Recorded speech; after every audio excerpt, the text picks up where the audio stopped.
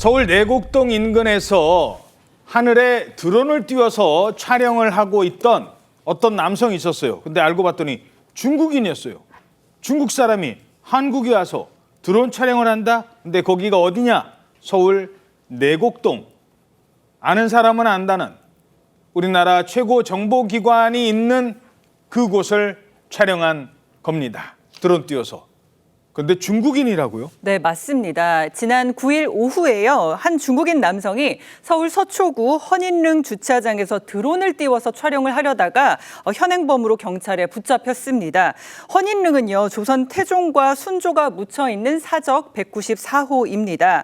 그런데 보안시설인 국가정보원과 바로 옆에 붙어 있거든요. 예. 그래서 드론을 띄우려면 국정원과 그리고 국가유산청의 사전 허가가 있어야지만 하는 비행 제한 구역입니다. 국정원 측은 국정원 청사를 무단 촬영하려는 그런 시도를 탐지해서 경찰에 넘겼다고 밝혔습니다. 예. 왜 국정원 주변을 항공 촬영하려고 했다는 겁니까? 그렇습니다. 그래서 사건팔 24 제작진이 경찰에게 정확히 무엇을 촬영했냐고 물어봤더니 경찰에서는 현재 수사 중이기 때문에 알려줄 수 없다는 답변을 들었고요. 다만 보도에 따르게 되면 해당 중국 남성은 경찰에게 그랬다는 거예요. 내가 세계문화유산에 관심이 많아서 헌인릉을 촬영할 뿐이다. 그리고 앞으로도 우리나라에 있는 그 사찰 등을 촬영할 것이다. 이렇게 진술했다는 겁니다. 그러니까는 국정원을 촬영한 게 아니고 그 문화유산을 촬영했다. 이렇게 변명을 했는데 하지만 수상한 정황이 있는 게 뭐냐면은 이 중국인이 한국에 입국을 했습니다. 그리고 렌트카를 빌렸어요. 그리고 렌트카를 타고 바로 헌인릉으로 간 거예요. 거기부터 간 거예요? 그리고 드론을 이용해 촬영을 했는데 실제적으로 카메라로 찍는 건 모르지만 드론까지 이용해 찍었다. 요거는 매우 의심이 가기 때문에 경찰에서는 철저한 수사를 해야 될 것으로 보입니다. 예. 자, 드론을 띄운 이 중국인 국정원 촬영한 게 아니다. 주변에 있는 왕릉을 찍었을 뿐이다. 이런 주장을 한다고 합니다. 하지만 그곳을 잘 아는 주민들 있지 않습니까?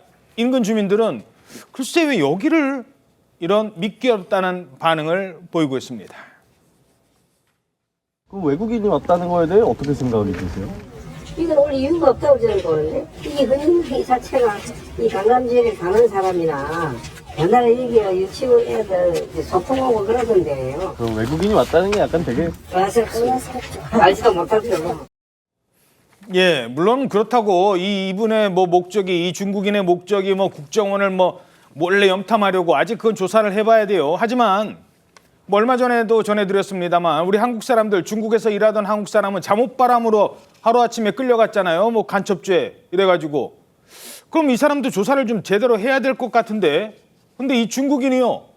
벌써 석방이 됐다고요? 네, 그렇습니다. 경찰이 항공안전법 위반 혐의로 이제 조사를 한 다음에 일단 대공 관련 용의점은 없다고 보고 석방을 했고 출국 정지 상태에서 조사를 한다고 합니다. 그러니까 국내 같은 경우는 출국 금지를 하는데 외국인이라서 출국 정지를 해놓고 조사를 한다는 것이죠. 그런데 지금 사실 말씀하신 대로 지금 한국인 같은 경우에는 중국에서 그 반간첩법 혐의로 체포가 되지 않았습니까? 반간첩법 혐의 같은 경우에는 10년 징역 10년 이상 까지 나올 수 있는 그런 무거운 혐의입니다. 물론 이 한국인이 받는 혐의가 이제 그 중국의 반도체 기술을 유출했다 그런 혐의라서 이번 사건이 아직 진상이 밝혀지지 않아서 내용을 비교를 하기는 어렵지만은 일단 우리나라 법제가 구멍이 있는 게 중국으로 기밀을 유출하는 것은 현행 간첩죄로 처벌을 못합니다.